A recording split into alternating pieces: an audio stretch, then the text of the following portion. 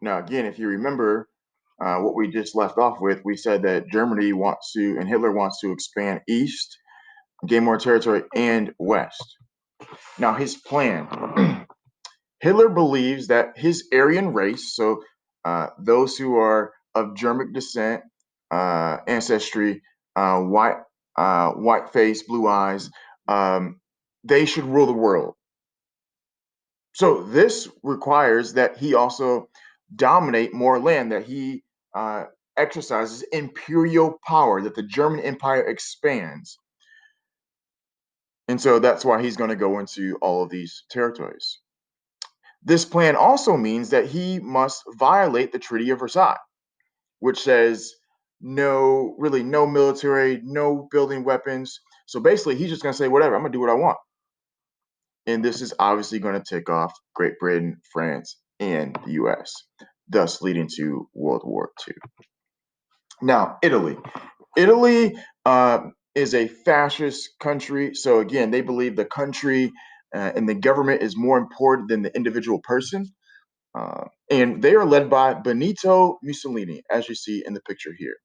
Now, Mussolini, he wanted to create a strong military, all right, so they can expand. He wanted Italy to recapture ancient Rome territory, which I'll show you a map in just a second of those glory days.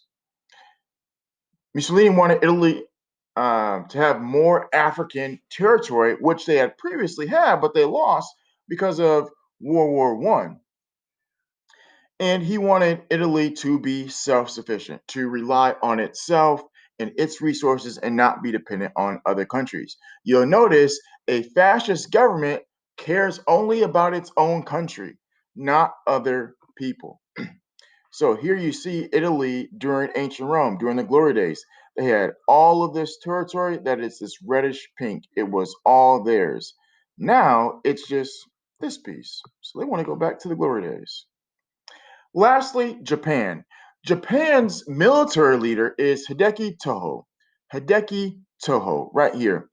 He wanted Japan to expand its control of China, specifically a place called Manchuria. All right. He also wanted Japan to control the Pacific Ocean, which included some territory like Guam and the Philippines, which the US owned at this time. And lastly, he wanted Japan, like the other two, to be self-sufficient, to have a self-sufficient economy. What that means is they're again going to need to be imperialistic and control more territories so they can run by themselves. Here you see Japan, and he wants more territories. He wants China and its resources, Korea, Taiwan. He wants to control, Hideki Toho wants to control all of this. All right. That's going to be a problem for other countries like the US, which has various resources in the Pacific. All right. Now, their plans. In the Pacific, Japan seeks to solve its own economic problems, right? Because they're running out of resources. Other countries are blocking them from selling goods. So their solution, we're just going to conquer the territories that we want.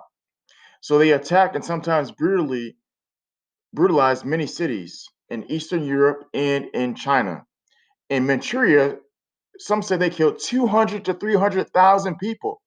And this is going to get the attention of other countries like Great Britain, France, and the US.